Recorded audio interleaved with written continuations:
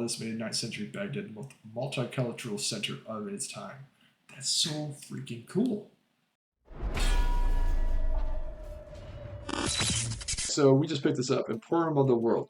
In Baghdad's bazaars, one could find almost all products of the known world. Chroniclers wondered at times wonder at items such as Russian fox skins, Indian sandals, or Byzantine goldwork, but most trade rather less prestigious involved rather less prestigious precious commodities. Food staples such as grain, rice, and dates, among delicacies such as almonds or sugar, made up the bulk of loads and shipment. The trade routes also supplied Baghdad with extensive selection of manufactured goods from exotic Chinese porcelain to the more common Egyptian glass. The style of most of them, such as the Chinese-inspired tricolored splashed decoration of this plate, were then copied throughout the empire. Nestled in the midst of these wares were some truly expensive products, which wealthy elite from Scandinavia to China craved. Omni Ambergris. Oh, Ambergris. Bob's Burgers has an episode of that. I don't know about Amani, but ambergris is this thing that is spit up from whales, and it's been used for perfume. It's been used as an edible. Apparently, it smells both horrifyingly gross, but at the same time, by the same people, extremely good. And then African ivory. Most merchants did not specialize in any one type of item, but rather tried to acquire at a low cost whatever commodity they thought they could sell for profit elsewhere. Then they put together their haul in bales, baskets, and ceramic containers, loaded them onto beasts of burden, or ships, and ventured to the nearest regional market. With the important exception of the Sogdian traders who ran and managed various routes of the Silk Roads, merchants rarely went further than a few days away from their home. Besides some extremely important trader hubs such as Baghdad, Samarkand, and Bakahara, the presence of travelers from faraway lands would therefore have been a rare sight, but their goods were sold all across Eurasia. Founding Baghdad. Ooh. When the Abbasids overthrew the Umayyads in 750, they quickly decided to relocate the capital away from the Umayyad center of power in Damascus. In 762, 12 years later, Caliph al-Mansur founded a new city which served as his family's residence for the next half millennium. After a personal reconnaissance of central Iraq, he chose a fertile plain bound by the Tigris River next to a village called Baghdad, God-given in Persian. Baghdad means God-given in Persian. In selecting this location, al-Mansur participated in a long tradition of imperial cities in the region. Both the Greeks what the fuck is that in Persian, had founded their capitals of that, respectively, in the area. Legend has it, a few kilometers to the north of these ruins, the Caliph used his sword to draw 3 concentric circles in the sand, upon which city walls were built. Inside the city, he installed his palace, large gardens, government offices, and military barracks. In keeping with Roman tradition of city layout, the concentric circles were divided into 4 quadrants by the Cardo Maxius and the Drumacanus Maximus, which upon leaving the city led to various parts of the empire. From the start, the city had many names. Al-Mansur called it Madinat al-Mansur, the city of Mansur. His administrators, the round city, and most of his inhabitants, Minat al-Sasim, the city of peace, in reference to Khorsaric paradise. In time, all these names disappeared and only Baghdad remained.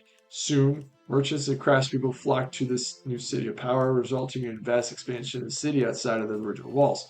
By the 9th century, multiple districts on both banks of the river hosted hundreds of thousands of Baghdadis. Al-Mansur creation had become one of the largest, most famous cities in the world. That's pretty epic. Cool. Maritime trading. The Indian Ocean trade routes connect Baghdad to East Africa, India, Southeast Asia, and China. Faster to cross than land ones, they were also fraught with dangers.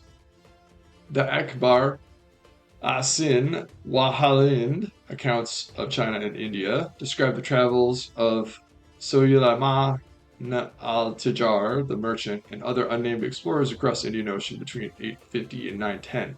The 5-month journey took them to from Baghdad to Guangzhou, China, through Oman, in southern India, Malaysia, and Indonesia. All along the way, Suleiman and his peers traded fine clothes coin for Indian ambergris, Indonesian spices, and Chinese porcelain. They also noticed the presence of Muslim and Christian communities in many ports and commented on food and customs of those foreign lands. The discovery of 1998 of an Arabian shipwreck date from 830 near the Indonesian island of Belitung confirmed much of the information related to the Akbar Asin wild wine and the impressive global reach of the Asid trading networks.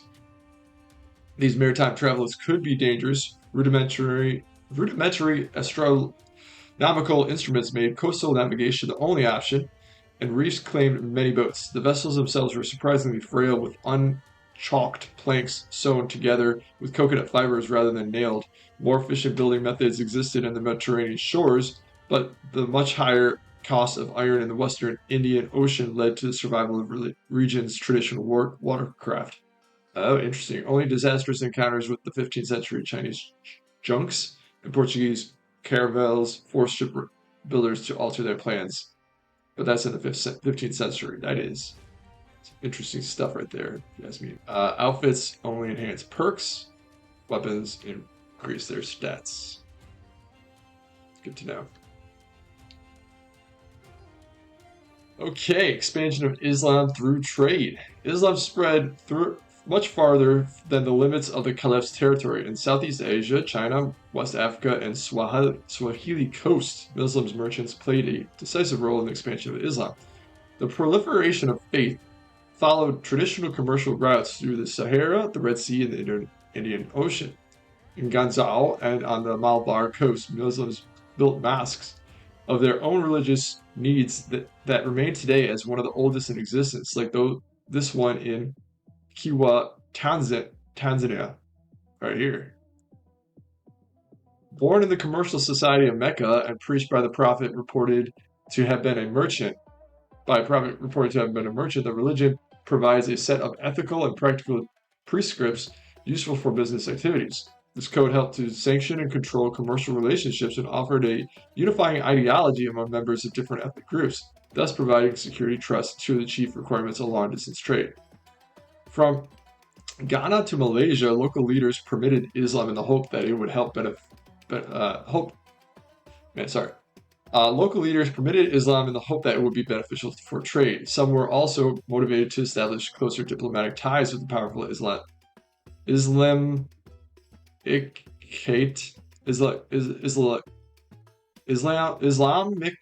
states, or to provide religious justification for the rule. In any case, by 15th century, Islam had spread largely through peaceful means to locals of Africa, Southeast Asia. Yeah, this is awesome. I think it's cool. I'm learning a lot right now.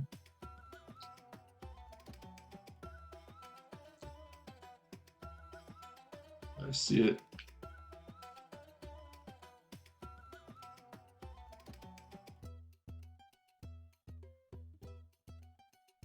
Greeks bearing gifts. The Abbasids' power came that made them. Oh my goodness, let's try again. All right. The Abbasids' power made them major players in the diplomatic and geostrategic game from Atlantic to the Pacific Ocean. From Tang China to Carolingian France, higher-ranking officials came to Baghdad bearing lavish gifts with high hopes of forming an alliance. History records the name of numerous ambassadors sent to Abbasid's court for one reason or another. One was Zhang Liangyao, a Chinese eunuch who came to Baghdad to negotiate an alliance in 785. Another was Georgios I of Mekouria, a Sudanese prince sent to negotiate tribute owned by his father's kingdom to the Caliphate. Third was John Rannenos, a Byzantine admiral who came to negotiate peace and pay ransom for captured soldiers in 917. Each brought gifts of silk, ivory, and precious manuscripts to offer to the Caliphate himself or to the high officials who controlled access to him. The Abbasids also sent emissaries of their own. Between 797 and 809, no less than 3 diplomatic envoys brought tokens of friendship from Harun al-Rashid to Charlemagne, displaying Abbasid's imperial power and technical prowess. They are said to have offered to their new ally an elaborate water clock made of the brass, of which 12 small horsemen could move around at the end of each hour, as well as an elephant named Abul Abbas.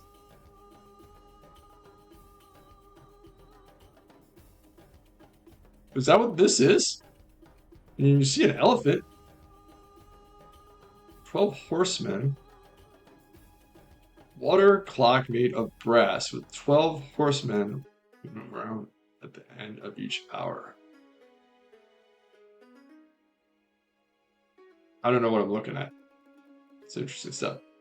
But that wasn't even the history one that I was supposed to find. I was supposed to find this one. So not all of them are shown. Alright, here we go. A difficult succession. At the death of a caliphate, another one succeeded immediately. But sometimes deciding who that other would be would be a complicated and difficult task. The Abbasid Empire possessed clear rules about succession. Any male member of the ruling family would, in theory, become caliph, as long as he commanded the support of enough key elements of the government. After the passing of a ruler, a power struggle would therefore ensue between the various candidates and their partisans in the army or administration. The harem, where the caliph family and children lived and where he usually spent his last days, was another important factor in these scrabbles. The reigning caliph usually tried to nominate his successor. He would choose only his male relatives, but often favored one of his sons, if he had any. He then attempted to ensure that his chosen candidate would receive the support he needed by shoring up his possessions in the army and by having key members of the government and Abbasid's family take religious oaths to respect his decision. He would sometimes include the name of his chosen heir on coins struck by him. Then the caliph had been a respected and powerful figure, these measures would usually suffice. But if not, if his chosen successor was a diverse figure, a child, or one of many brothers, nothing prevented the soldiers and administrators from trying to push for another candidate. After the reigning the one you killed, caliph's succession became more heavily contested than it had been in the early days of the dynasty. It often led to coup attempts and sometimes civil war. A coin issued during the reign of al-Muqtabi later years shows that secession did not always go according to plan. In addition to al-Muqtabi's name, this coin includes traces of the names of previous caliph al-Mansur and the name of his son and then apparent Abd Allah, who never became caliph.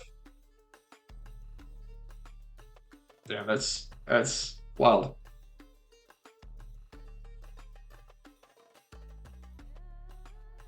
I don't understand why I'm stealing so much from the poor.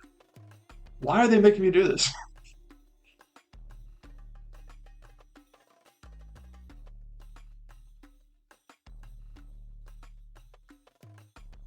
Abbasid's revolution.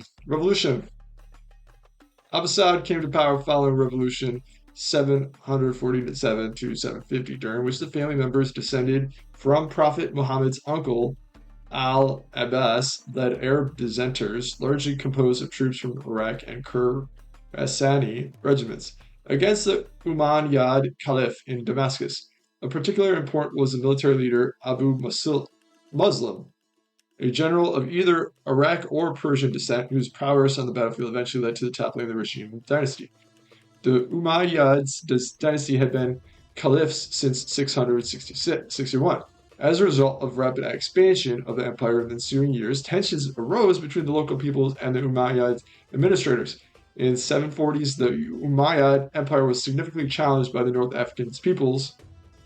The massive number of troops sent to those western lands in the failed attempt to reassert Caliph authority in the region aided Abbasid revolution in the east. The notables of Eastern Empire who were unhappy with the reigning dynasty, specifically their tax policies, indeed took advantage of the weakened Umayyad military position to attack its Syrian heartlands, the power base of the dynasty. With fewer troops available, the Umayyad center of Damascus soon fell to Abu Muslim's troops after the Battle of Zab Iraq in 750. After the victory, the newly installed Abbasid Caliph struggled with what to do with the dangerously popular hero of the revolution. Eventually, to secure his power, Caliph al-Mansur had the troublesome Abu Muslim assassinated. The Abbasid dynasty, however, continued to rely on its Persian power base, a fact reflected both in the move of the capital to a more eastern city, Baghdad, as well as the choice of the top administrators of the empire. Whoa! That's always sad when that happens, man. If you will, executives, the leadership will, in their insecurity,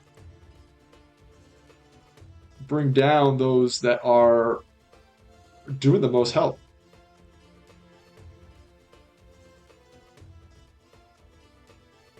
All right. Hajj. Once in their life, every Muslim who is physically and financially able to do so is enjoined to carry out a pilgrimage to Mecca, Islam's holiest city. This Hajj takes place only once a year, in the 12th and final month of the Islamic lunar calendar. It commemorates events linked to the life of Prophet Ibrahim, his son Ishmael, and the later his mother Hajar. According to Islamic beliefs, in Mecca they rebuilt a temple, the Kaaba, with a Q, which has been created by angels to venerate God and was visited by Adam and Eve, parents of humanity.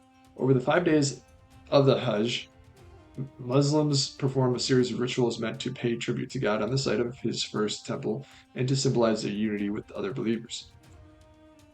Interesting. All dressed in the same humble white clothes, pilgrims move in harmony around the Kaaba, symbolically refuse the devil's temptations by throwing pebbles at pillars, and share meals. Crossing thousands of kilometers of desert and mountainous trails to reach Mecca was a tough and dangerous undertaking for pilgrims coming from all over the Muslim world. Finding and transporting clean water was of special importance, and flasks like these were precious possessions for any pilgrim. One of the main tasks of any caliph was therefore to assist them by maintaining traveling infrastructure, offering supplies, and patrolling roads. The most famous of these charitable works is Zubaydah's Trail, a network of milestones, wells, fire signals, and caravanserais found by the first wife of the caliph, Harun al-Rashid. That's pretty cool.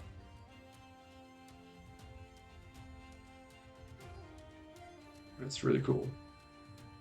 Pillars of Islam.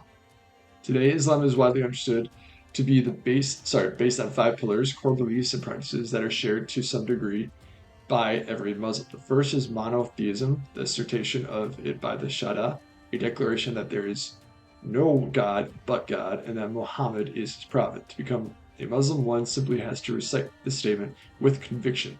Second pillar is prayer, performed 5 times a day at set times.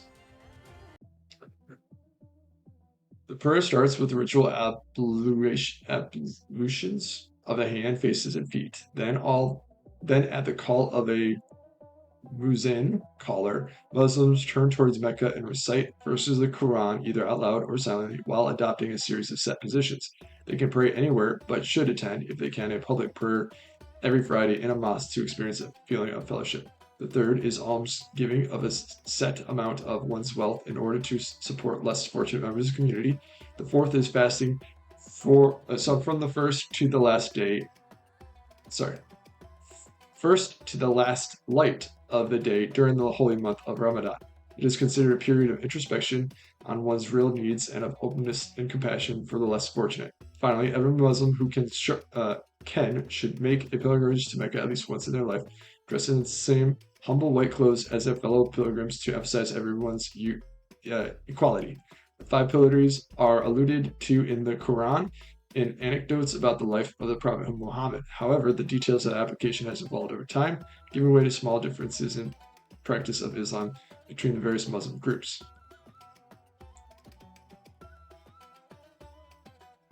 The details of the applications have evolved over time, giving small differences to practice of Islam between the various Muslim groups. That's interesting. Prisons. At least 7 prisons existed in Baghdad, holding anywhere from a few dozen to a few hundred prisoners each condemned to spend time in any of these being condemned to spend time in any of these overpopulated jails was considered one of the worst forms of punishment possible. And there are multiple recorded examples of inmates begging to receive corporal punishment instead, like physical punishment. Most prisoners were debtors. The pressure of a life in prison was designed to make them pay what they owed to the state or to other individuals. Instead, they met all kinds of felons, from petty thieves to people convicted of public drunkenness. Criminal offenders were rarely held in prison, as most serious crimes, murder, treason, repeated blasphemy, were punished by death. Some prisoners lived in awful conditions, but this depended on their class and rank. Underpaid guards stole what they could from them, including the already insufficient ration of food and water awarded by the Caliphal administration. Violence between detainees and the mass use of restriction, which, for instance, prevented standing for prayer, or other terrible aspects of life in the Abbasid jail. Women had their own jails in which conditions were just as bad. Worse still existed. Political and religious opponents that the Caliph dared not execute were often sent to the Mutbak, a prison made of deep wells. There they would await death in total silence and darkness. Oh, shit. Shit.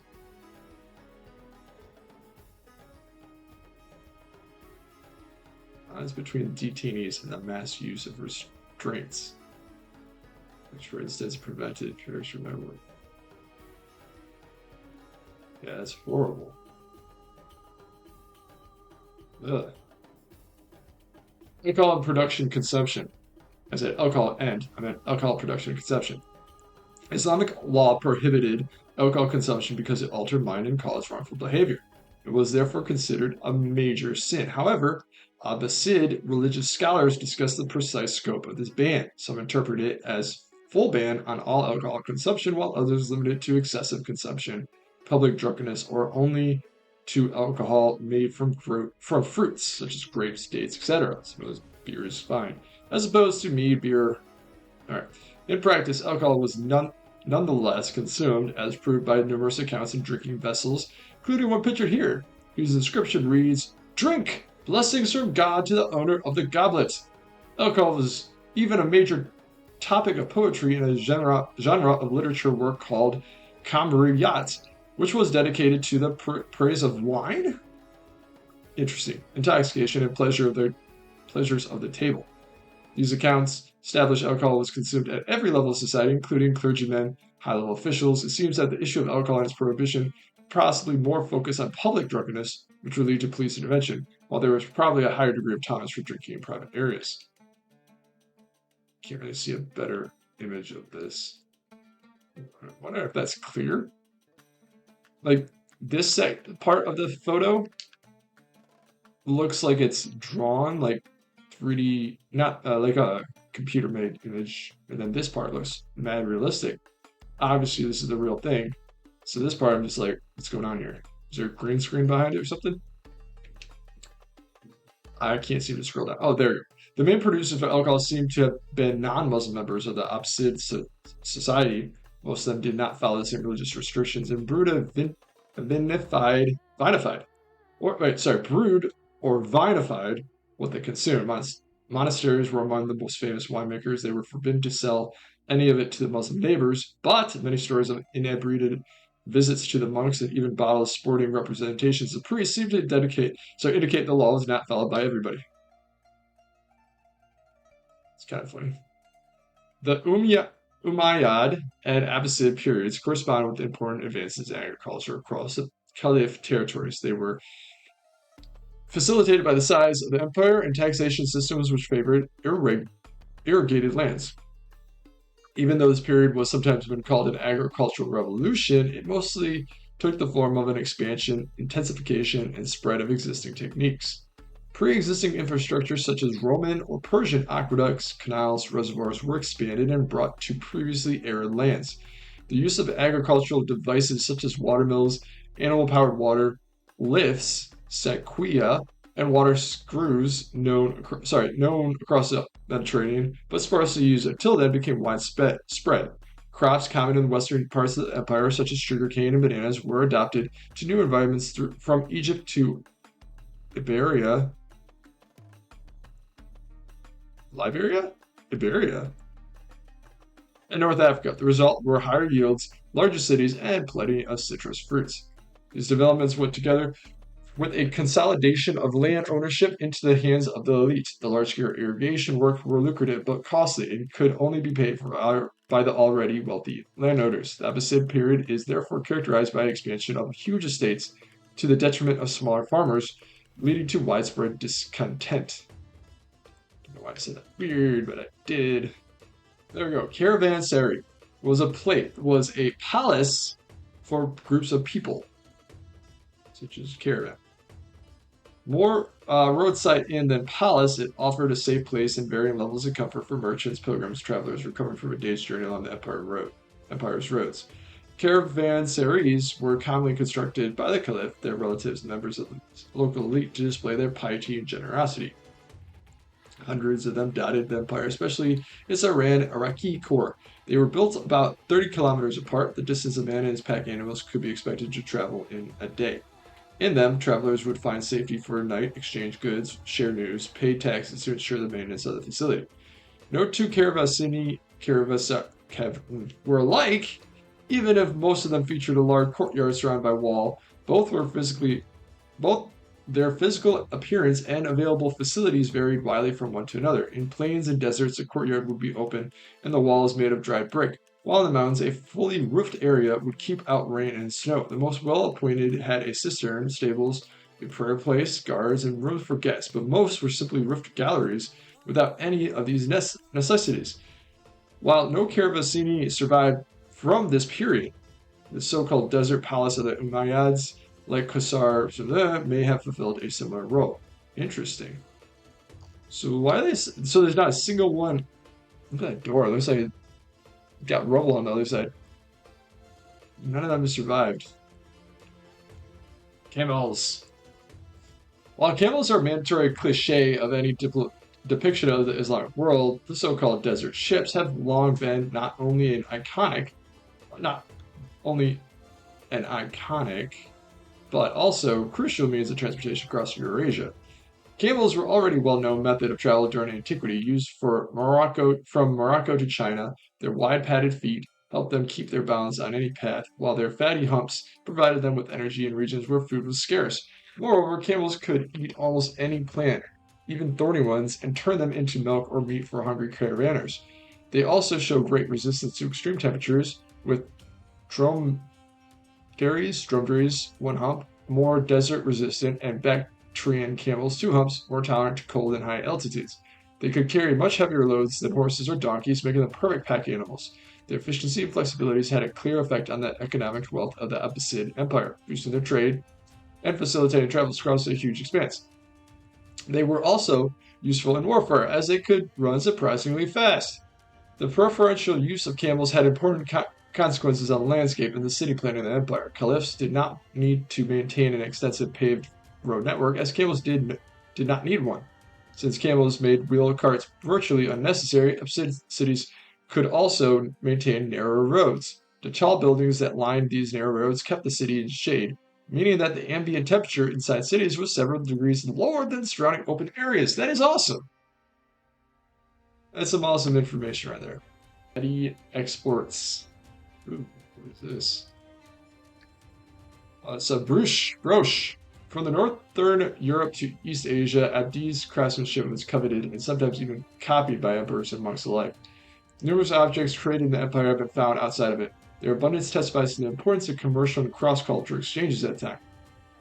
Coins made in Abbasid mints figure prominently in these finds. Golden dinars and silver dirhams of stable weight and value were struck with regularity in the Baghdad and other cities.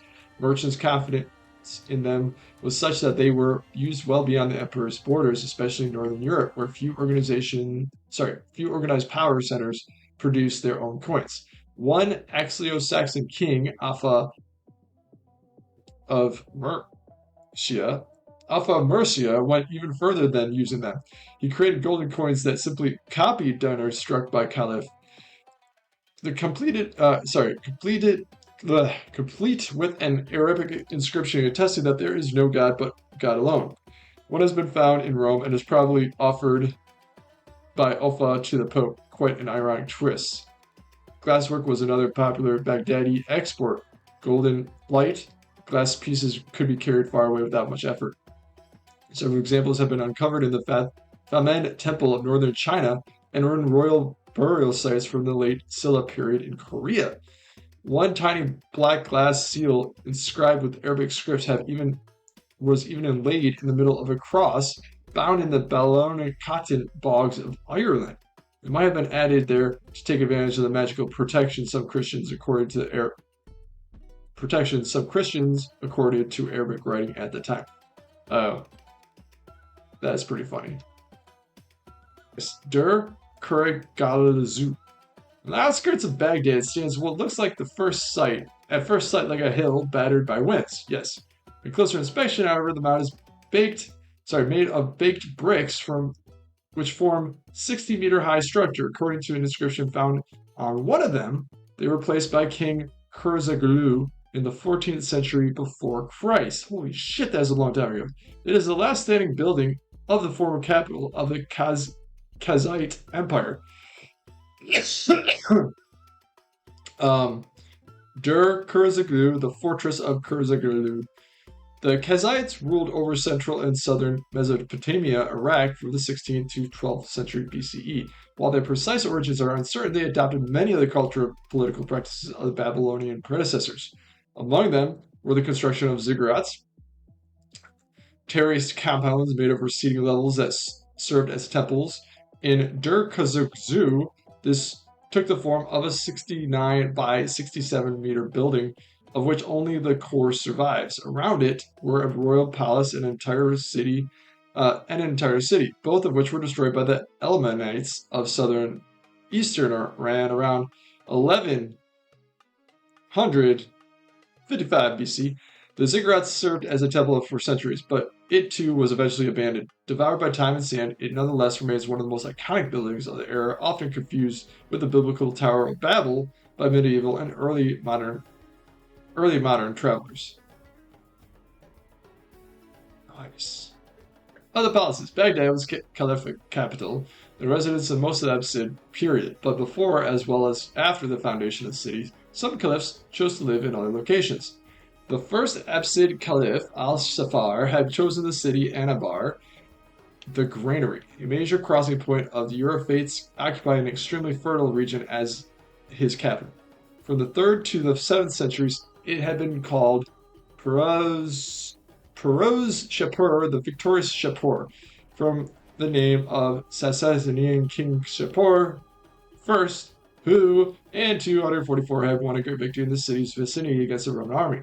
Choosing the strategic and symbolically important location therefore seemed like a good option, but the city's population was unhappy with what it considered Abbasid's usurpation, and it finally continued to refer to the Caliph's palace as Hubayara from the name of the last Umayyad governor of Iraq.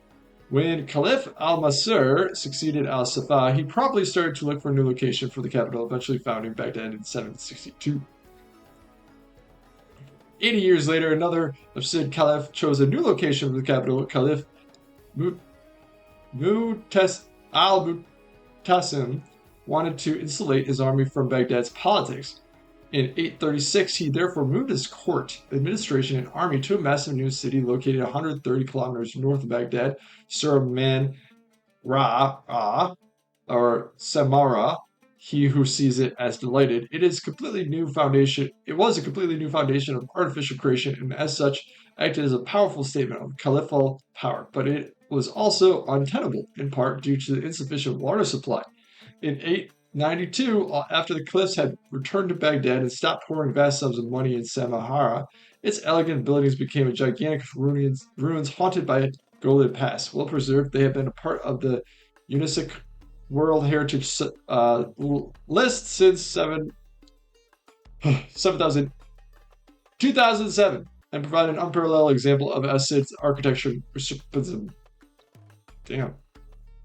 Gates of Baghdad. From its foundation, Baghdad was surrounded by walls, which protected its inhabitants against invaders and sandstorms. A series of large gates allowed its military, processional, commercial transit through these impressive fortifications. The city's most striking feature was its round layout. The circular design was inspired by by newer cities founded in the 7th century and by ancient cities like Gur and Veg Ardashir, found by Sasanian kings centuries before Caliph al-Mansur created Baghdad. By the 10th century, Baghdad had outgrown the original round city and was abandoned because of the destruction of the city by the Mongols in 1258. I did not know the Mongols did that. And subsequent urbanistic development on top of the ruins. No archaeological evidence of it remains of the round city. What? No way. I mean, I guess it kind of makes what? Still, it's the circular inner city could be accessed through four equidistant gates, each led to a different region of the city, or the city of the empire, and took its name in its destination. Kufa of the southwest, Bashara of the southeast, Khurasan, eastern Iran, Uzbekistan to the northeast, and Sham, Syria to the northwest. Wait, so Baghdad was in or is in the center of like at the region of all these different countries? Most took their names from a feature or an activity performed in the vicinity, like a pomegranate market or a mill. Some were known for famous events that they hosted, as in other cities of the empire, the Iron Gate. It was called thus because it served as a gibbet on which the heads of traitors were displayed as a warning to others, most famously Caliph al-Mamin's head after his defeat in the Civil War. Ouch. Ceramics and lusterwares. To accommodate the court's taste for elaborate luxuries, Iraqi potters experimented with new techniques, colors, and styles in their creations.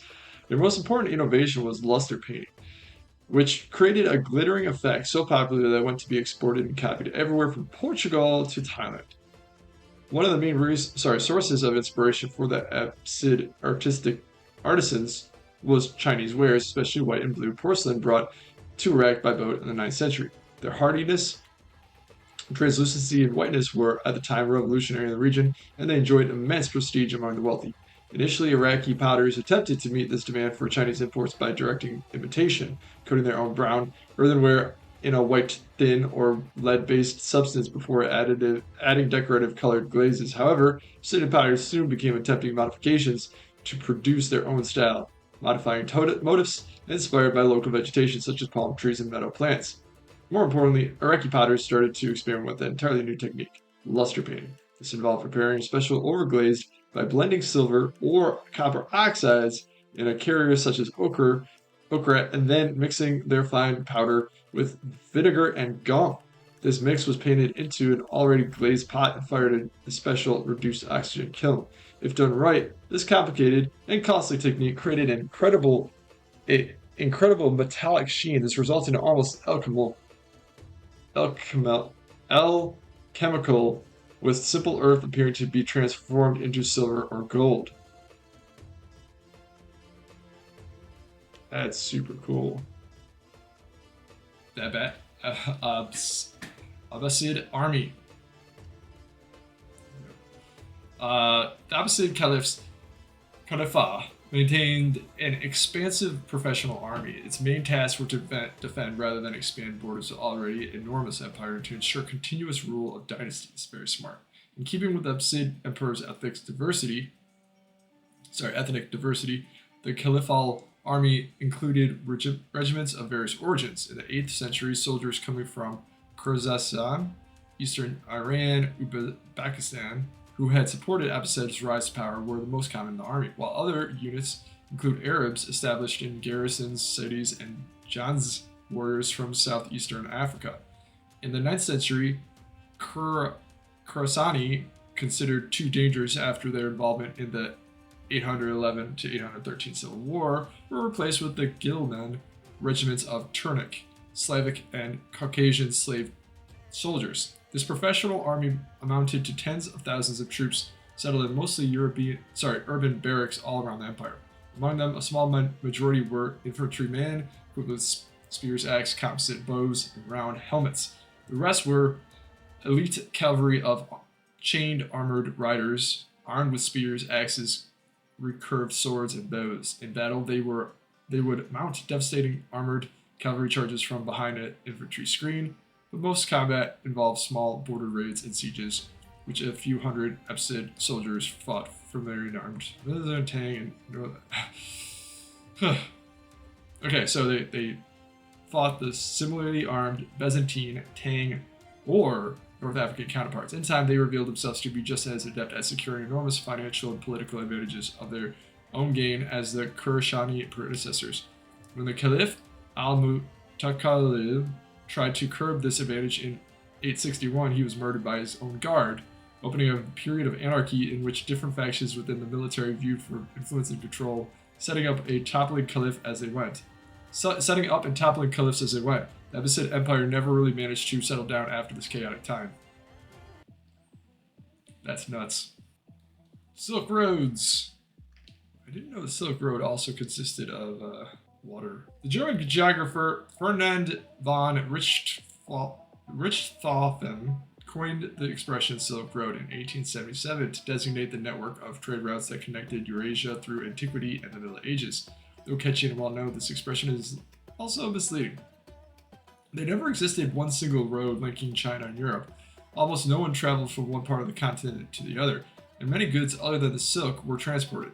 Some geographical constraints, the Himalayas and Zagros Mountains and the Taklamakan Desert, dictated the use of some common itineraries, but changing weather conditions and political situations frequently forced travelers to alter their plans. The length of the 12,000 kilometer, 2-year journey meant that few walked the entire route, giving rise to a host of middlemen who exchanged goods without traveling much more than 50 kilometers themselves. Baghdadi glasswork could therefore reach Korea without a Baghdadi merchant accompanying it. The overall impression was that a global network connecting east-west as well as north and south overland routes with the Indian Ocean maritime routes.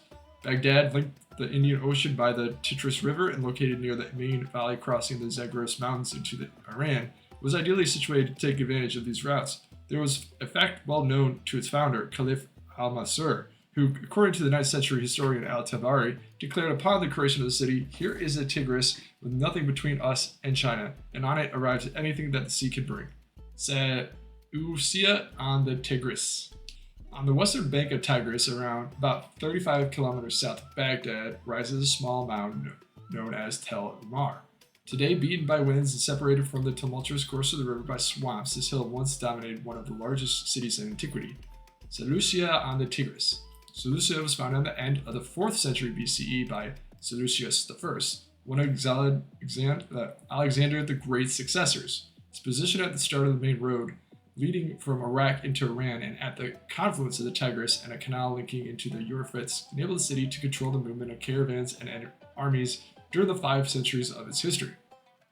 This control let it flourish into a commercial hub and royal residence known throughout the ancient world for its Stoic philosophers and Olympic athletes. In time, the Seleucids' power waned. In 129 BCE, Seleucia was conquered by Parthenians, Arsacids, a rival dynasty. The city's development nonetheless continued uninterrupted until multiple attacks by Roman armies and the catastrophic change in the Tigris riverbed led to Seleucia's decline and disappearance around 200.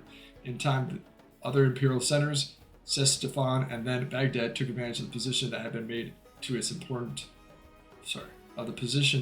made it so important for so long and became the world hubs themselves. So the Romans actually are the ones that kind of effed it up for good. The Gilman, servant soldiers. From 811 to 813, a vicious civil war pitted al-Elman and al-Ma'man, the two sons of Caliph Harun al-Rashid, against each other. In the end, the former was executed after a long destructive siege on Baghdad, and the later ascended the throne. The episode generated a demand of troops loyal only to the Caliph and created lasting tensions between the groups of elites who had supported each of the two brothers. Al-Mamun and his successor Al-Mutasim's solution was the creation of a professional armed military made largely of enslaved boys and men originating from Turkish-speaking tribes of Central Asia, who were renowned for their skills as riders and archers. These Gilaman, plural form of Galam, were expected to serve their master loyally. After completing a formative training, a Ghulam joined the elite guard as a mounted warrior. Their distinctive clothing and accessories were mentioned by medieval authors, depicted in surviving artwork, such as this one. Reviews were organized each year, in which the Caliph would personally assign each of his horsemen to a certain rank and pay according to his performance and receive loyalty oaths from them. The system gave the Abbasid rulers a professional army on which they could depend on. Adopted by rival rulers, it lasted for centuries. But it was not without problems. Over time, these new soldiers attained significant positions of power and influence within the ruling elite. Chroniclers of the time painted a picture of tension caused by the presence of the Gilliman in Baghdad, a situation which have led al-Mu'tazims to relocate the armies to the new capital of Samarra. Alas, we also read about that before. Alas, the substantial cost of acquiring and maintaining this professional army ate up a great part of the Caliph's revenues. This led to financial instability in the later part of the 9th century. Dang. The Abbassids and their rivals. As caliphs, the Abbassids claimed political and religious leadership over every Muslim. But despite their assertions, their effective power varied considerably across time and space. Even at the height of the power in the first half of the 9th century, territories under Muslim rule, like Al-Andalus, the Iberian Peninsula, and Maghrib, eluded their grasp. Their main challenges were the Umayyads and the Fatimids. The members of the Umayyads had ruled the empire as caliphs from 661 to 750. After the Abbasids overthrew and killed most of them, one of the surviving Umayyads, Abd al-Rahman, escaped to the Iberian Peninsula and managed to establish autonomous rule there. Claiming the title of Emir, prince, he never submitted, paid tribute, or sent gifts to Baghdad. One of his successors, Abd al-Rahman III, founded a rival caliph in their dynastic capital of Cordoba. In Maghrib, these Andalusi Umayyads vied for control and influence over the Abbasid rivals, courting and competing the local dynasties that ruled there. Their rivalry extended to art, including luxury objects like Korban ivory box shown here made for a prince. Foremost among these North African dynasties were Fatimids.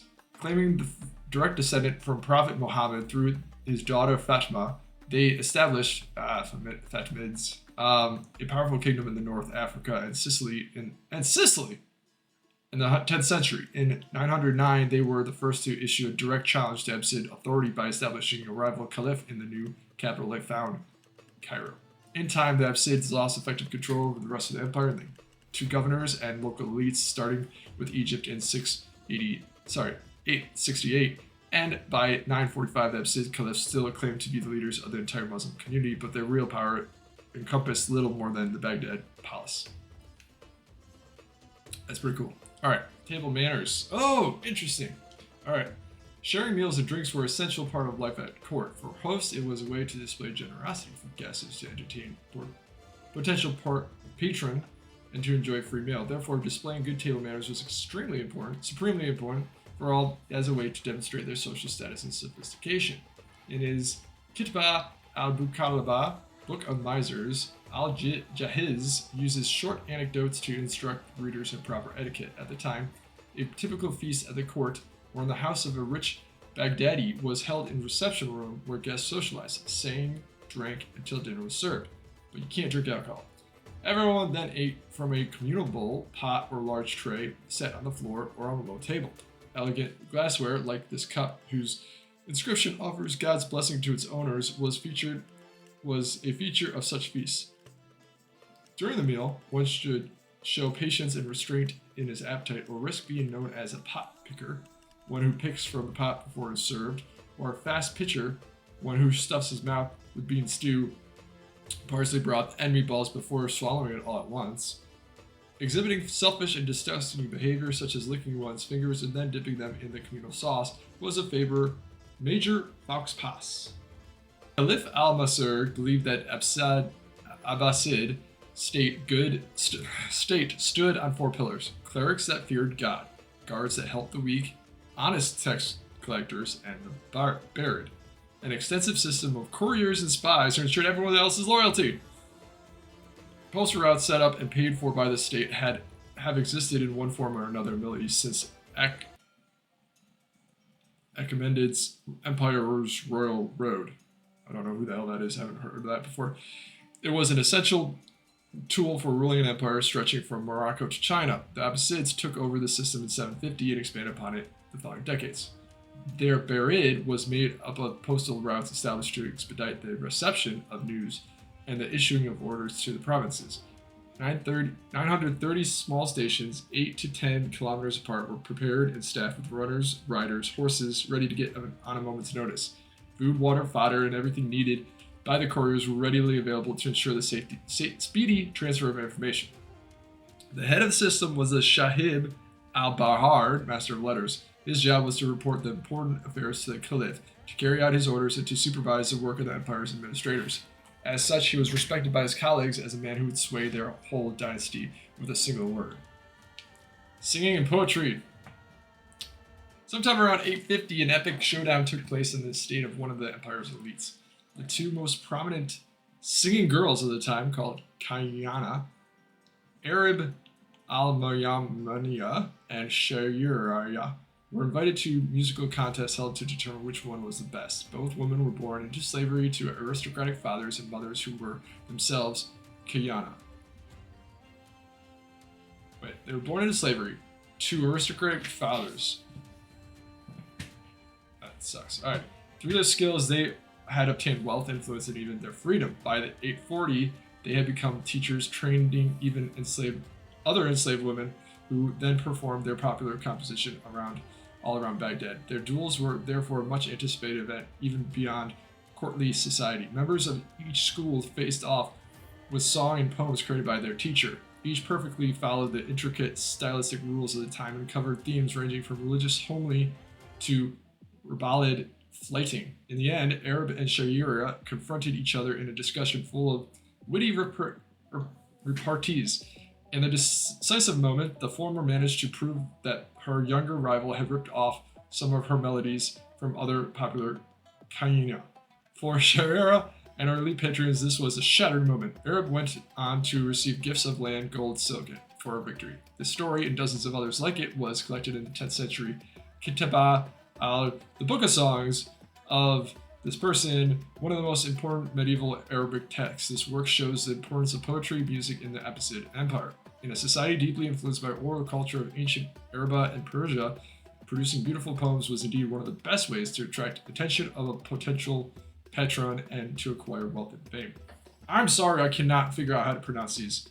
Even if I am pronouncing it letter for letter correctly, it's still not the way that it is pronounced in Arabic. So it's kind of like, I am trying. It's not like I'm not, but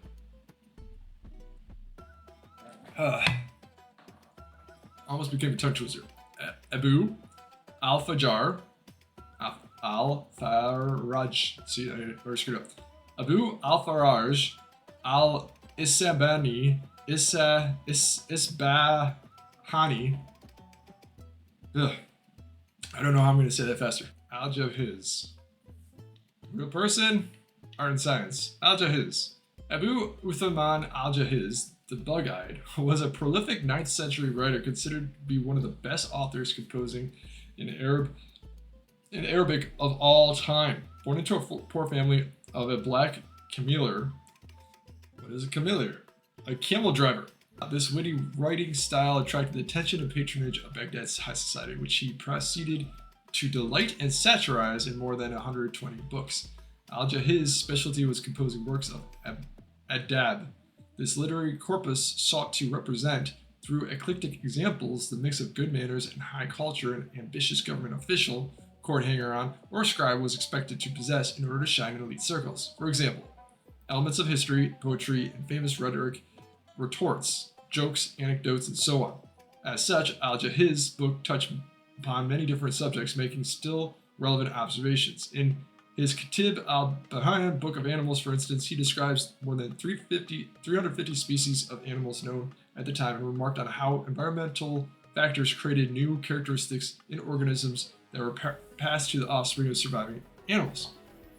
Besides selling fish during his childhood, his only known professional activity was write and was to write and appear in intellectual salons. Hence, he was one of the first professional writers in history, one of the first professional writers in history. That's insane. According to the legend, even his death was linked to his love of literature. While rummaging through his vast collection of books, he is said to have been crushed by the collapsing bookshelf. It definitely sounds like a urban tale. Marriage and divorce. What the hell is this? Most weddings were about the union of two families, as much as the union of two individuals. Women could not legally give themselves away in marriage, needed the approval of a male relative. Their prospective husband, who could have briefly met her in the street or a family-supervised environment, needed to show his reliability by offering a dowry that his future wife would legally own and administer. So the wife would own the dowry. Once permission was given, a party was organized by the bride's family. The festive scene represented in this ceremonial house may well as be such an occasion. It's a celebration? I just see a lot of people. I don't see anything going on there. Most interpretations of religious law permitted men to have as many as 4 wives at the same time, as husbands were required to offer equal attention and resources to each of the spouses, and in some legal schools to obtain their current spouse's permission to marry again. The number of polygamous relationships was actually quite low outside of the elite society. Divorce was a normalized feature of Abbasid society. Quranic verses and religious law framed divorce as a right both spouses could claim, though the husband needed only to say it, while the wife had to act through her male relatives. Any motive could be provided, and a separation could happen even if the couple had children. In that case, though, they would remain with their mother until they reached a more mature age, at which point they could go live with their father. I mean, I feel like it still would be messy, but the description of ancient Egyptians with divorce was way more, at least the one I saw in Assassin's Creed Origins explained it, in my opinion, way more unbiased and equal and sexist. This still sounds kind of, this sounds very, very relevant to today, in my opinion, minus the whole specifics with the permissions. More like this bottom part, you know, when divorce happens with kids, what happens? That's what I'm focused on. All right, so anyways, that's that. That was interesting. Kian. A distinct class of women in Abbasid society were the Kian, often brought to the Caliphal court from distant reaches of the empire and beyond. These women were highly educated and trained entertainers whose proximity to the cliffs would lead to powerful positions. As a special type of enslaved woman, the Kian tended to be more expensive and to have a higher social status than regular concubines who did not have a training as poets and entertainers. Most Kian were brought as girls or teenagers into rich households or special singing schools. Many would have served in other elite households before joining that caliph. They would have been tutored extensively in dancing, music composition and performance, poetry, calligraphy by renowned masters as well as former Kian. These years of training made them some of the leading poets and performers of their time, and a significant proportion of medieval Arabic female poets whose works survive today are Kian. Among them, the most famous was Arib al-Mamayaniya, whose skills made her rich, influential, and eventually free through a career spanning the court of 5 caliphs. Way too long to be able to, good for her. It should have been a lot sooner. Arabic as a cultural unifier. Long a linguistic presence in the Arabian Peninsula and Eastern Mediterranean, Arabic expanded all over the empire through the conquest of 7th and 8th centuries and the establishment of Arabic-speaking diasporas and colonies. Though a combination of deliberate policies and peer pressure, it eventually became a lingua franca of much of the territory stretching from Pyrenees to the Himalayas. Many factors explain the expansion and popularity of Arabic. First and foremost, it was a liturgical language of Islam, and its mastery was necessary to read and understand the Quran and other religious texts. The slow and steady spread of this religion across the empire, therefore, led to adoption of its sacred language by newcomers. Moreover, by the 720s, much of the administration of the empire had become Arabicized. Those wishing to advance socially and politically therefore found it well worth their effort to learn Arabic. Finally, as something akin to common tongue, it became the language of trade, art, and sciences between the various peoples of the empire. Despite being the dominant language of the empire, Arabic was not the only language spoken in it. Among other languages spoken were Persian in Iran, Syriac in Syria, Berber in the North Africa, Coptic in Egypt, and Hebrew wherever there was Jewish community. It is probable that most inhabitants of the cosmopolitan city, like Baghdad, spoke a little bit of multiple languages. That's pretty dope. Translation movement. In the 8th century, a well-funded and sustained effort to acquire manuscripts of various cultural origins and translate them into Arabic began in Baghdad.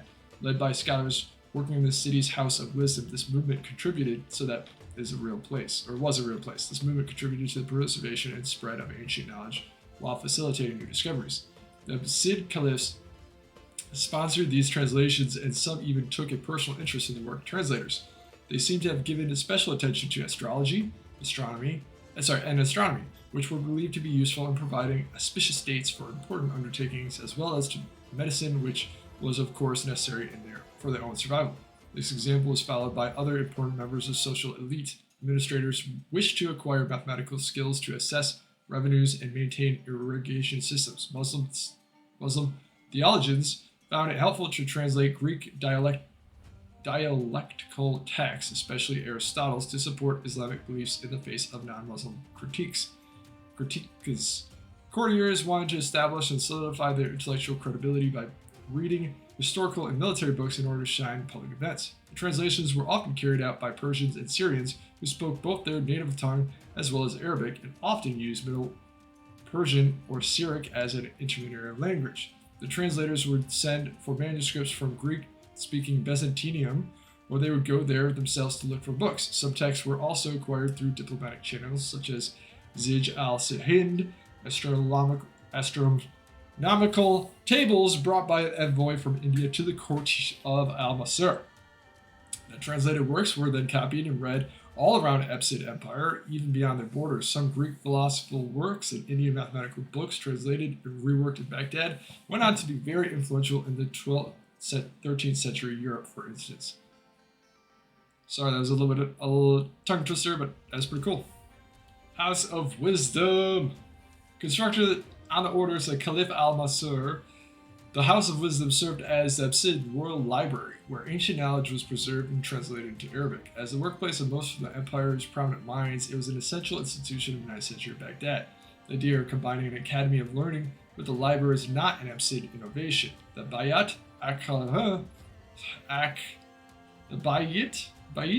al-Hikmayah was actually modeled on similar pre-existing institutions such as the Great Library of Alexandria, Egypt, or the Gunsipar Academy of Iran. This may have been part of the al-Mansur strategy to portray his dynasty as a legitimate successor of the 7th century Caesarian Persian kings, whose memory was held dear by the Iranian elites of the Abbasid Empire. In any case, the House of the Wisdom became the home of at least 8,000 books in Arabic, whose names have been translated to us via the Kitab al-Fihrist catalog of books, compiled by Ibn al-Mamid in 987 to 988. They covered a vast variety of subjects from astrology to zoology. It seems that the institution suffered from a caliph's sojourns away from the capital after 836, and mention of it ceases after the reign of al-Mutawakil 847. So the catalog of books is way after there's any mention of it, which I don't understand. But it served as a powerful example of the caliphal patronage of science, soon maintaining reading rooms and workspaces for scholars. So how is it that the House of Wisdom had over 8,000 books, of which are in this catalog of books, which was written in 987, yet it stopped, the last mention was like 100 years earlier? If anyone knows the answer to that, let me know. We'll also hit the astronomy and other stuff in a minute. Circulating the Earth's circumference. We're going to read this one. In Abbasid's Baghdad, every scholar knew that the earth was spherical. They knew it because they had read about it in translated ancient Greek manuscripts. Most importantly, Ptolemy's Aglamas, I don't know, which was translated by the great Abbasid astronomer Al-Sufi. They also knew it because they had used simple geometric concepts and trigonometric equations to triangulate circumference. Yet they're still flat earthers. Around 240 BCE, a Greek mathematician named Eratosthenes had used shadows projected by wood rods to calculate that two cities were separated by 7 degrees, or 1/50th of a sphere. You then multiply the distance between these 2 points by 50 to get the size of the Earth, within 5% of modern calculations. Sometime around 830, a team of 70 mathematicians, including the famous mathematician Al-Khwarizmi, recreated this experiment. Improving on their predecessor's method, they tried to diminish the risk of error by using points separated by a single degree. Traveling from Baghdad to the surrounding desert, trying to follow a north-south road, they stopped when they reached the point where the elevation of the pole star had changed by a degree. The calculations were similar to those of Eratosthenes. Later, another scientist, Al-Biruni, got even better results by using a mountain as his measuring rod. Both expeditions were motivated in part by the desire to know the extent of their territory compared to the rivals, and by Islam's requirement to pray facing Mecca's Kaaba, no matter your position in the world. They proved that the religious belief and scientific pursuits don't always come in conflict. That's awesome! Mirage's intellectual salon. Entertainment took many forms at the Abbasid court, from elaborate falcon hunting expeditions to buffoons being catapulted into pools. But one type of event epitomized the period. I can't say that right. The intellectual salon, the Mirage's, used to describe both the social gathering and the location where it took place. A typical Mirage's featured intellectual debates, musical performances, poetry recitation, wine drinking. Salons were held in various venues, with caliph gardens to elite estates. Caliphs sometimes presided over them, but the ministers and courtiers were also keen to show their sophistication by hosting their own events. The Mirage's was indeed an opportunity for refined entertainment for members of the elite, as well as a chance for guest performers to draw the attention of those elites. Through magisterial lessons on astronomy, lively debates between Muslims and non-Muslims on religious tenets, or free-flowing discussions full of witty repartees and crude sexual jokes, newcomers would expect to make themselves known.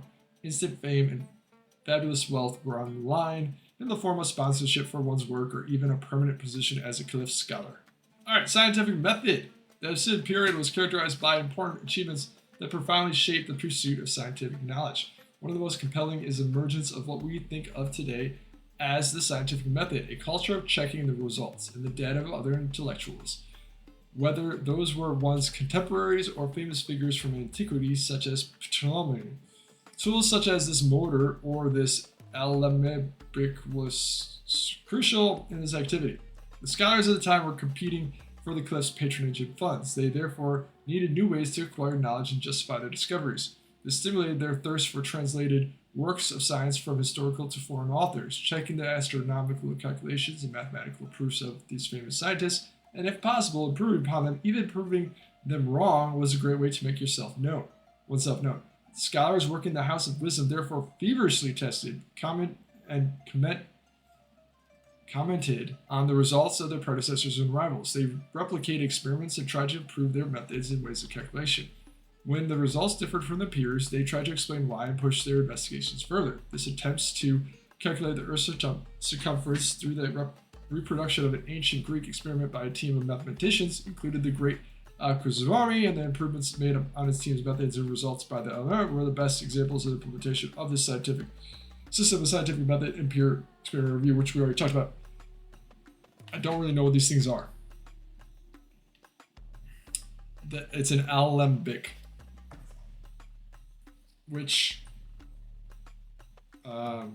alembic is a piece of equipment historically used for distillation. So kind of like alchemy.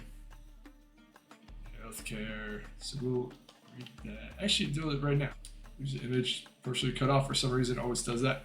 During the 9th century, Persian physicians brought to Baghdad to heal the caliph's ailments were given funds to open and operate 6 general hospitals or barmartisans, places of the sick. These large structures were open to all and doubled as medical schools. The medicine practiced in them was founded in the twin pillars of traditional expertise and empirical observation, with the latter becoming more and more prominent over time. Many works of ancient Greek, Roman, and Persian physicians such as Hippocrates, oh my god, I can't say his name now. Hippocrates?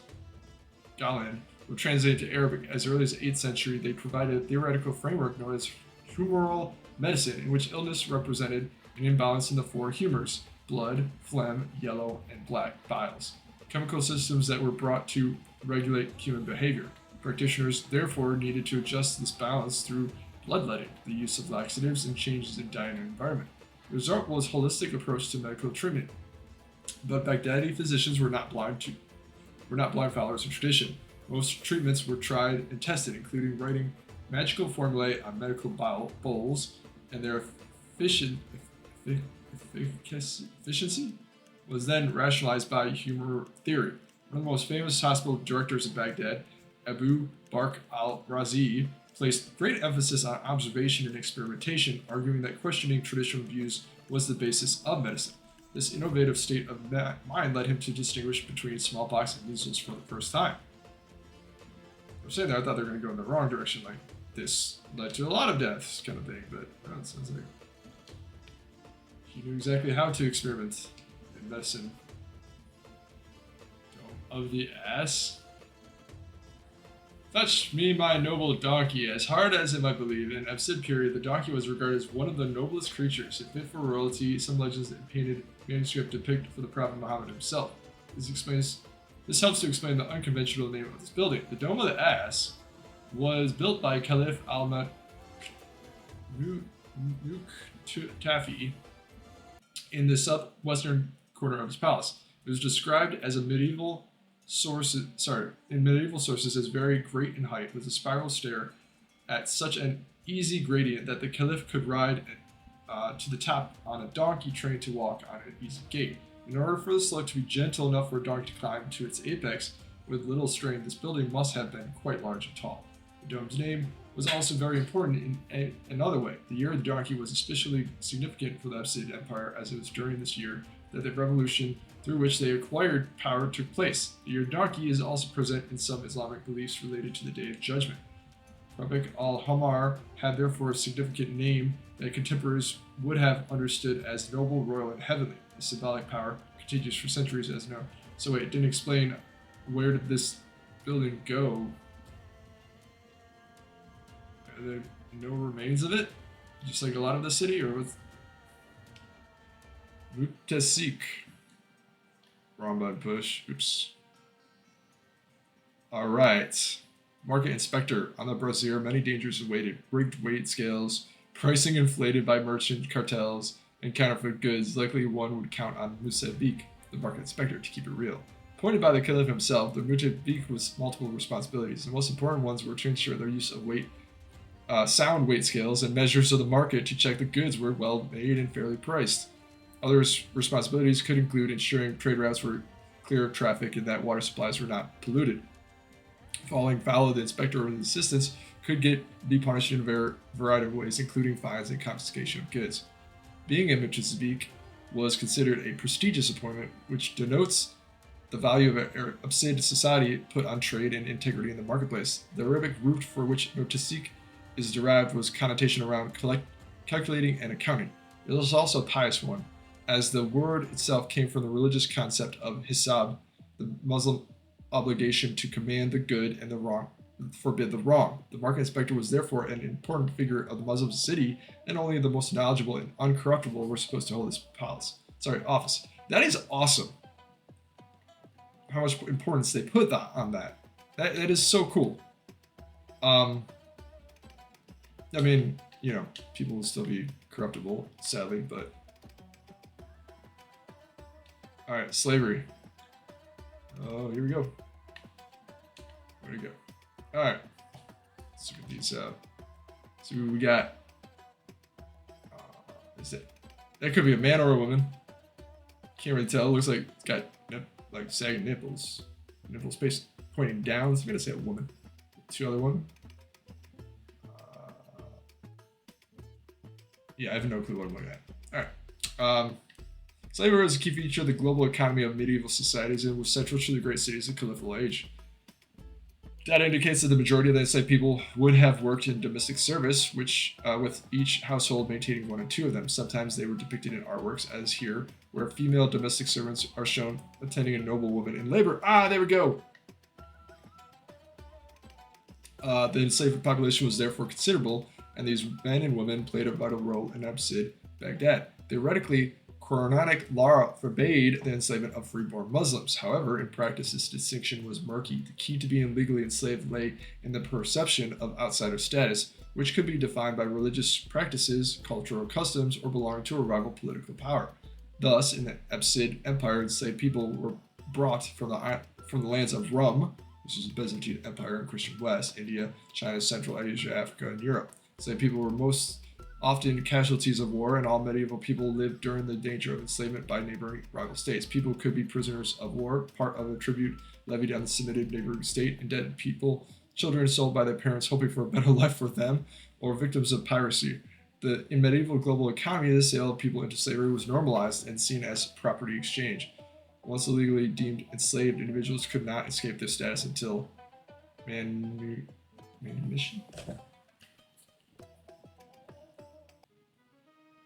Manumission. Act of formally freeing a slave by its owner. Alright. Paper making. I did it again. Alright. A technical revolution played a pivotal role in the scientific blooming of the Abbasid Empire, the diffusion of papermaking. Before paper, humans wrote on clay, tablets, silk, rocks, turtle shells, stretch, animal skins, or papyrus. Each of them brought their own challenges. Paper, which can be mass-produced, is an even and sturdy surface and much more practical writing medium than any of the aforementioned materials. Tradition attributes the invention of paper to the Chinese court officials of the first century. Cylon.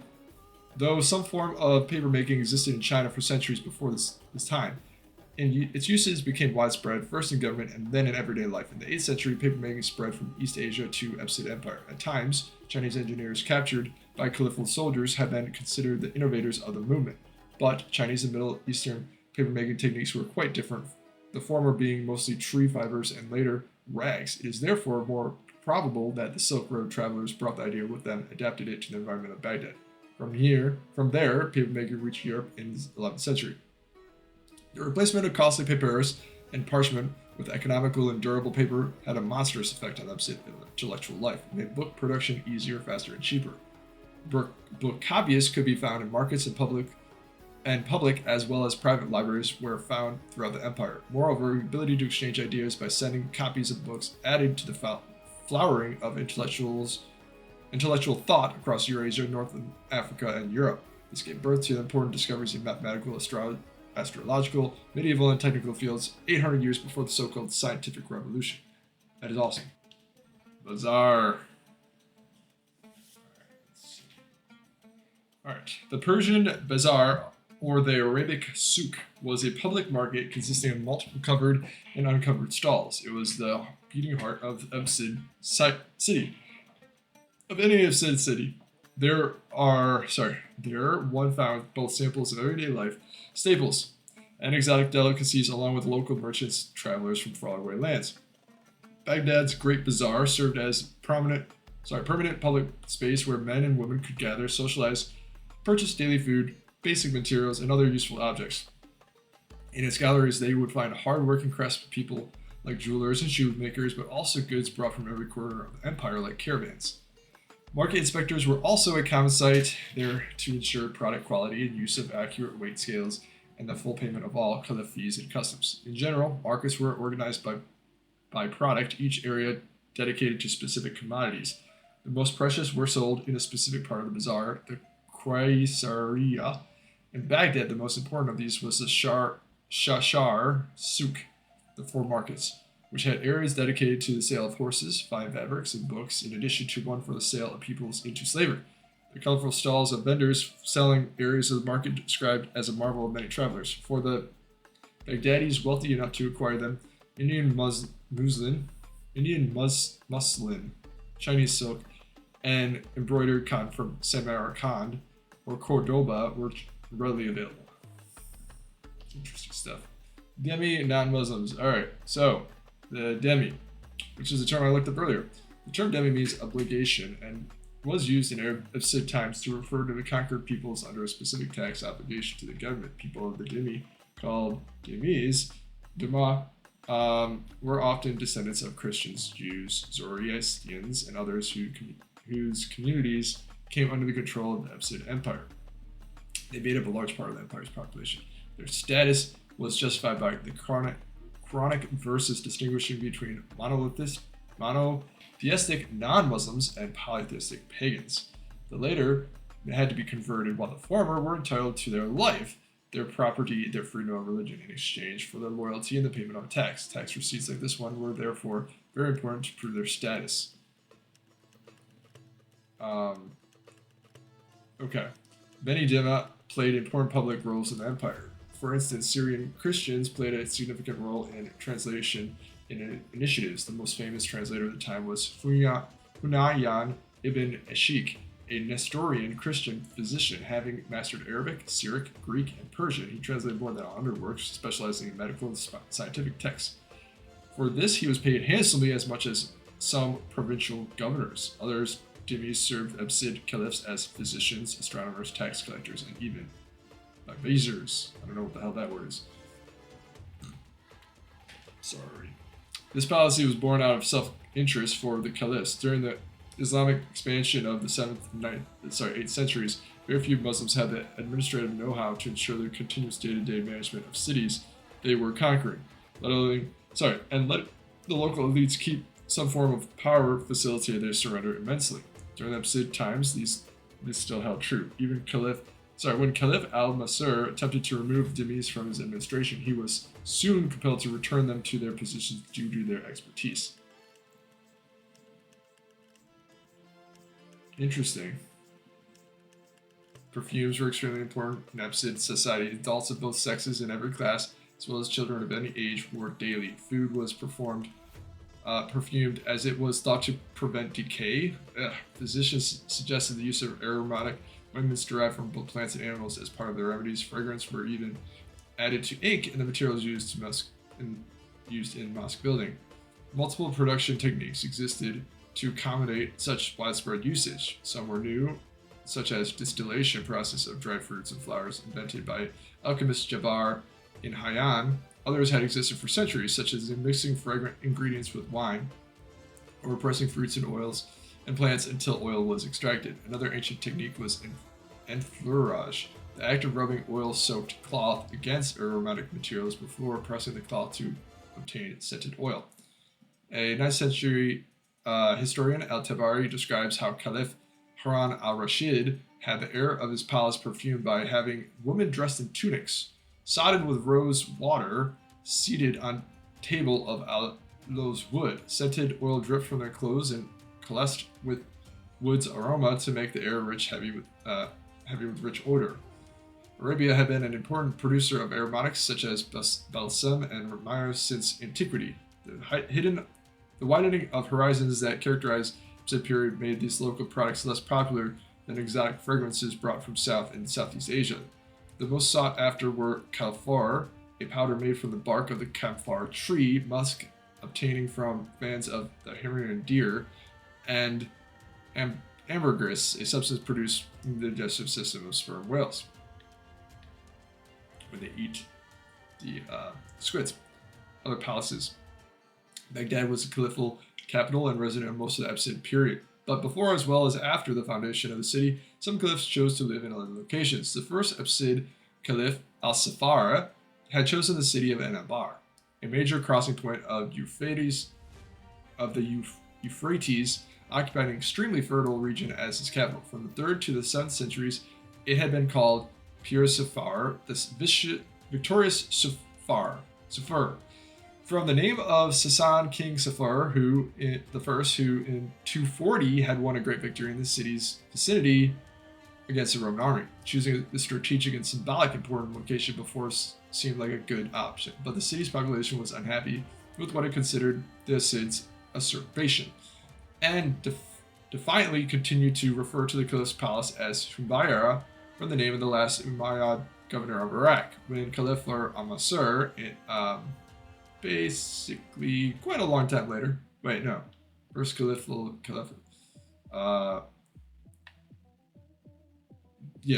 Succeeded al-Safar, he promptly started to look for a new location. The capital eventually found Baghdad in 762. 80 years later, another Abbasid Caliph chose a new location as capital. Caliph Mutasim wanted to insulate his army from Baghdad politics. In 836, he therefore moved his court, administration, and army to a massive new city located 130 kilometers north of Baghdad, Surah Man Ra, or Samara. He who sees it is delighted. It was a completely new foundation of artificial creation, and as such, acted as a powerful statement of caliphal power. But it was also untenable, in part due to its insufficient water supply. In 892, after the caliphs had returned to Baghdad and stopped pouring vast sums of money into Samara, its elegant building became a gigantic ruins haunted by a golden pass. Well preserved, they have been part of the UNESCO World Heritage Site since 2007, provide an unparalleled example of Abbasid architecture and urbanism. A harem. Originally meaning the word harem was sanctum, it came to denote the private apartments of the caliph, where the women and children of his family resided. As an institution, it is particularly associated with Abbasids, but this seclusion of women was actually a long practiced tradition in antiquity. For example, the Mesopotamians and Persian courts practiced seclusion as a way to both demonstrate rulers' wealth and ensure legitimacy of his children. The Abbasid caliphs choose both free and enslaved women to be wives and consorts. Both caliphs were themselves the children of enslaved women. That's okay. In the 8th century, given the dynasties were still fragile, most of these women were the daughters of the rulers' political allies. In time, as caliphal power was solidified and political alliances became less important, they increasingly chose enslaved women as consorts. Such women were highly educated, talented poets, musicians, significant figures in Abbasid cultural life. Women and concubines all lived together in the harem with their children, the unmarried, widowed, or divorced sisters of Caliph and his mother. The mother managed the community, which ensured the day-to-day running of the harem. Servants, educators, cooks, singers, errand boys, and eunuchs.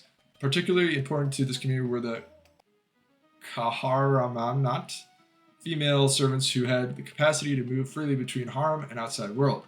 The complexity and luxury of the caliphal harem did not represent the life of most households. The strict seclusion of women was unaffordable to all but the wealthiest of urban families, in which women did not have to play any active economic role. Indeed, outside of the houses of a few members of the Abbasid society, many women participated actively in economic social life in the city. Gardens and power. Since antiquity, gardens have been a play for rulers to demonstrate their control over the environment. As such, impressive caliphal gardens were the worthy successors of Babylonian hanging gardens, ancient Persian enclosed parks, and the villa gardens of ancient Greece and Rome. Abbasid gardens continue the practice established by ancient rulers by their early caliphal predecessors in historic Syria, Jordan, and Iraq. The Abbasid caliphs built enormous garden terraces whose function and meaning ranged from practical and agricultural to the pleasurable and ceremonial. They transformed this environment into a fertile landscape by cultivating a great variety of trees, such as date palms and many delicious and fragrant plants. Their vast rectangular garden terraces featured pools, fountains, garden pavilions encircled or divided by water channels and walkways. Gardeners cultivated a wide variety of flowers and aromatic herbs brought from every corner of the empire. Gardens were carefully staged areas enclosed by walls and planted with trees that offered protection from wind and sand. boasted sophisticated hydraulic systems that managed precious water while also artfully displayed it. Abbasid gardens were setting for special ceremonies such as colorful audiences, military celebrations, and poetry contests.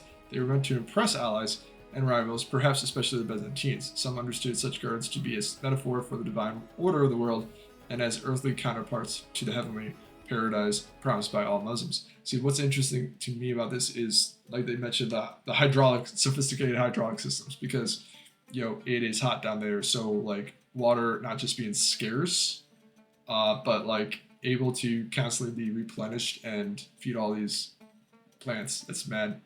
Eunuchs were castrated men who enjoyed powerful positions in the Abbasid court and other Islamic courts of the Caliphal age. Although they were enslaved, they served their rulers in many capacities as elite court administrators, educators, treasurers, messengers, bodyguards, military bodyguards. That's interesting. They also supervised the creation of luxury goods, such as the ivory carved casket. One of the most significant duties would be ensuring the security and management of the harem. Consequently, they often collaborated with powerful women at court. Aside from Abbasids, before them, the Umayyads, many other courts have used eunuchs throughout history, especially those, China, Byzantium, and Persia. In all cases, this justification of their employment was that being childless and far from their own families and native lands, eunuchs had no other ties to compromise their loyalty to the caliphal and elites they served. Their status was as castrated men meant they were not subject to restrictions on interacting with women, unlike uncastrated males. Therefore, they had the freedom to interact with both women and men in the court and could move in any space, especially in and out their harem. As such, eunuchs could act as messengers, political operators, serving as a link between private and public spaces of the caliphal's life. They were also often relied upon in political sensitive situations, transmitting news of rulers' health or even death outside the harem and commanding armies in civil wars and rebellions. Finally, eunuchs could be important members of court factions, especially those involving caliphal mothers and mothers of caliphal children. This could have dire consequences if they ended up on the losing side. I mean, they're already in dire position because they don't have balls.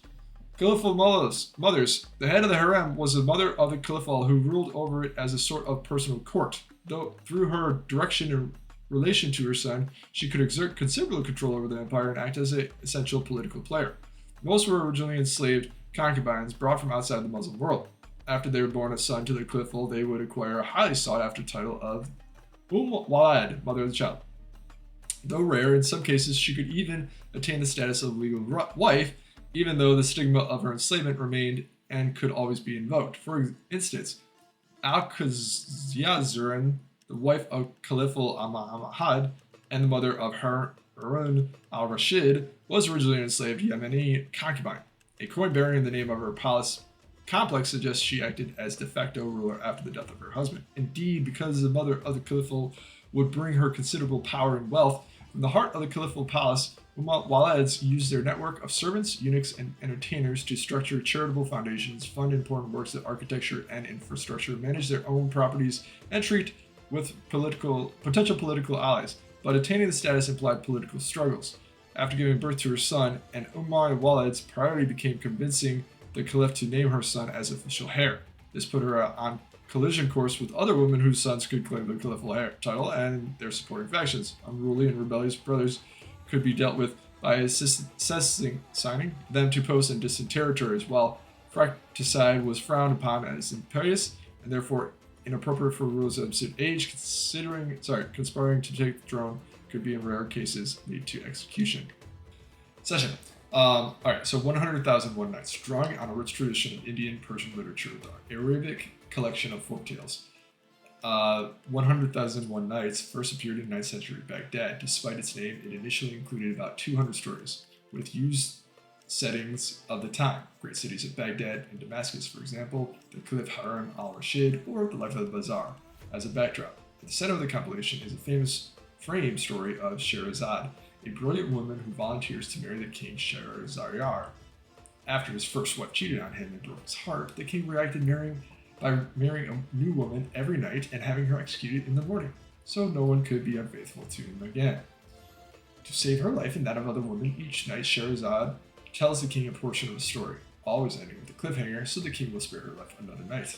These stories take many forms, from child-friendly animal tales to highly erotic poems. Some last only a few paragraphs, others dozens of pages. They cover many topics and touch on many themes, among them justice and unjust treatment Sherazar has inflicted on his wives.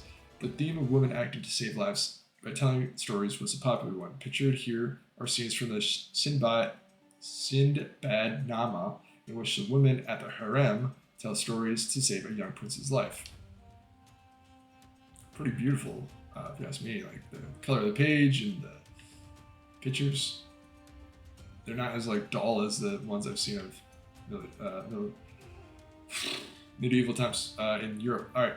One of the 1001 Nights was described with contempt by the 9th century bookseller Ibn Nim, which apparently was a famous bookseller, I don't know, who considered his themes unfit for cultivated audiences. But his opinion was obviously not shared, as the compilation popularity throughout the Abbasid society helped it survive and spread to the entire empire and beyond. Storytellers and scribes from various cultures have added, subtracted, and altered individual stories ever since. Some of it, most famous tales, Aladdin or Alibaba, were even added as late as the 18th century. This long cross-cultural evolution helps explain the universal appeal of the 1001 Nights. Singing and poetry. Sometime around 850, an epic showdown took place on the estate of one of the empire's elite. The two most prominent Kaina singing girls at the time, Arab Malamania and Sharina, were invited to the musical contest held to determine which would be the best. Both women were born into slavery to aristocratic fathers and mothers who were themselves Kiana. Through their skills, they had obtained wealth, influence, and even their freedom. By the 840s, they had become teachers, training other enslaved women, who then performed their popular compositions across Baghdad. Their duels were therefore a much anticipated event, even beyond the courtly society. Members of each school faced off with songs and poems created by their teacher. Each perfectly followed the intricate styles rules of the time and covered themes ranging from religious homily to rabbidal-flighting. In the end, Arab and Shaira confronted each other in a discussion full of witty repartees. In the decisive moment, the former managed to prove that her younger rival had ripped off some of her melodies from other popular Kiana. For Sharina and her elite patrons, this was a shattering moment. Arab went on to receive gifts of land, gold, silk for her victory. The story and dozens of others like it was collected in the 10th century Kitab al-Baghani, Book of Songs, of Abu al-Fajar al-Sharinai, one of the most important medieval Arabic texts. This work shows the importance of poetry and music in the Abbasid Empire. In a society deeply influenced by the oral culture of ancient Arabia and Persia, producing beautiful poems was indeed one of the best ways to attract attention of a potential patron and to acquire wealth and fame. Wow, that was really wrong. Khalila and Dimna. Caliph's sons were raised in the harem, away from the world they might come to rule. Many means existed to educate them about it, from tutors to special administrative jobs. Among them was the so-called Mirror Princes, literary genre, in which lessons were offered through parables. The most famous example is the Kala wa Dimna. This collection of fables tells the story of King Deb Shalim, who seeks the counsel of the wise Bibdihapai on matters of stateship and court politics. The old man responds with interwoven stories featuring animals, in particular the two jackals, Kalila and Dimna, who attempt to gain admission into the Lion King's inner circle through the telling of clever animal tales. This is confusing. This is a whole lot of onion, layers going on here. Kalina, while Dimna creation followed the same path as many other texts of the time. The text first appeared in the 3rd century BCE Indian text called the Panchatara, and was translated into a Middle Persian version into the Arabic around 750. New elements were added at each step. The translator, Ibn al-Mafwaka, was a prolific writer and one of the most notable intellectuals from the Abbasid courts, producing both translations and original works. His corpus not only introduced Indian and Persian works to popular audiences, but they also preserved them for future generations. Kalila wa Dimna has since inspired many other collections of stories, from Machiavelli's The Prince to the Fables de la Fortune. It was still widely read today. What? That is crazy. That is insane. Also, it's unfortunate I've never Man, I want to read these texts. I really do. 1001 Nights to like reading it actually, hopefully without the new additions. The Benu Musa brothers, sons of an astronomy expert and a highwayman from eastern Iran, and the Benu Musa brothers grew up at the Caliphate court. Skilled political operators, generous scientific patrons, and prolific inventors, they were a perfect example of the elite scholars living in the 9th century Baghdad. The brothers' fathers, Musa ibn Shakir, befriended then Prince al-Mamam while he was governor of Khurasan. Through this connection, the son of Musa, Muhammad ibn al-Hassan, were able to receive an elite education after the death of their father. Studying for mathematicians and astronomers of the House of Wisdom, they acquired multiple scientific, technical, and linguistic skills.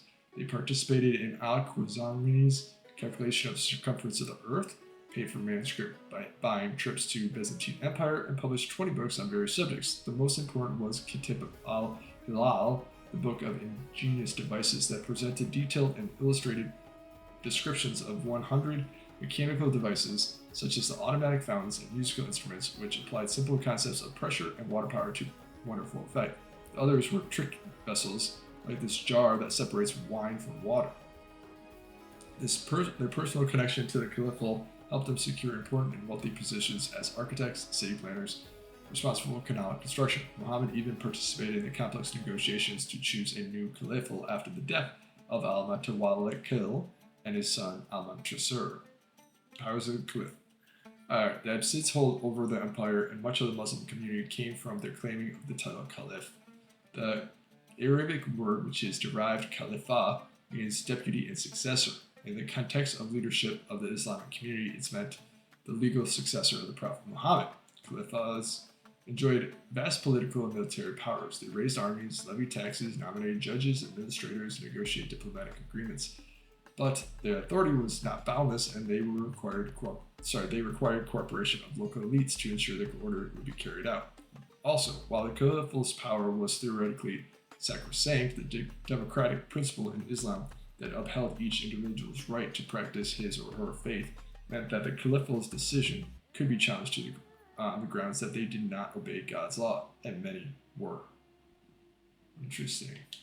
Judges and judicial system. Feeling wrong and aggrieved, comes senior Qadi, religious judge. His job was to use the Shura, existing jurisprudence, to ensure peace among Muslims. As such, he could pass judgment on subjects from debt to inherited disputes, from thievery to adultery. Any free, sane adult Muslim male could become a Qadi. He simply needed to receive an education in Islamic sciences from the adult classes offered around the city. He could then practice law at the mosque or at home. There, he could wait for plaintiffs to present petitions and make their cases against defendants. Each of them could produce witnesses and support written elements. Guided by Islamic precedent, the Qadi could then issue his judgment. His decision could not be appealed. Depending on the crime, punishment could be discretionary or predetermined. Slandering a neighbor could lead to 80 lashes, while injuring his head could cost you 5 camels. Qadis were also responsible for confirming on a local level that caliphal decisions corresponded to the Shura. They could therefore refute caliphal law on the grounds that it ran contradictory to religious law. In order to retain their power over religious authorities, caliphs employed various methods to curb the influence of local Qadis. One such method was the Mazalim Court, a tribunal packed with judges nominated by the caliphs. There we are. Founding of Baghdad. When the Abbasids overthrew the Umayyads in 750, they quickly decided to relocate their capital away from the Umayyad center of power, Damascus. In 762, Caliph al-Mansur found a new city which served as a family residence for the next half millennium. After a personal reconnaissance of central Iraq, he chose a fertile plain bounded by the Tigris River next to a village called Baghdad, God-given in Persian. In selecting his location, al-Mansur participated in a long tradition of imperial cities in the region. Both the Greek Seleucids and the Persian Sasanians had founded the capitals of Seleucia and Safran, respectively, in the area. Legend has it, a few kilometers to the north of these ruins, the Caliph used his sword to draw 3 concentric circles in the sand, upon which the city walls were built. Inside the city, he installed his palace, large gardens, government office, military barracks. In keeping with the Roman tradition of city layout, the concentric circles were divided into 4 quadrants by the Cardo Maximus, north-south road, and Decimus Maximus, east-west road, upon which leaving the city led to various parts of the empire. From the start, the city had many names. Al-Mansur called it Madinat al-Mansur, the city of Mansur. His administrators, the round city, and most of its inhabitants. Marat al-Sham, the city of peace, in reference to the Quranic paradise. In time, all these names disappeared and only Baghdad remained. Soon, merchants and craftspeople flocked to this new center of power, resulting in the vast expansion of the city outside the original walls. By the 9th century, multiple districts on both banks of the river hosted hundreds of thousands of Baghdadis. Ali Mansur's creation had become one of the largest, most famous cities in the world. Center of the world in the 9th century, hundreds of thousands of people called Baghdad home. They worshipped many different gods, spoke many different languages, and came from many different places. What attracted them was the reputation of Baghdad as a global, commercial, intellectual, and political financial hub. The city was linked to various regions and other cities around the world through a network of maritime and land routes known as the Silk Road. Chinese merchants would reach Baghdad's ports through the Indian Ocean and Tigris River and meet Byzantine monks, Andesoli intellectuals, and Scandinavian adventurers coming from the middle Mediterranean Sea through the Euphrates River. What attracted them was the splendor and fame of the Abbasid capital and its court, fueled by the resources of vast empire brought the city by the centralized caliphal administration. The court would buy any exotic product brought to Baghdad and patronize the production of incredibly delicate craft that the rich all over the world coveted. Like other pre-modern empires, the Abbasids recognized and employed talents from groups introspective of religious or ethnic backgrounds. They made sure to award positions to whoever proved the most competent, no matter his or her origins, mixing Persian Muslim astronomers with Syriac Christian translators and Jewish physicians. All this made 9th century Baghdad a multicultural center of its time. That's so freaking cool. So if I missed any of the historical articles, let me know in the comments below. I put in some effort to try to compile these, and it was way more effort than I expected. Thanks for staying tuned. See you in the next episode.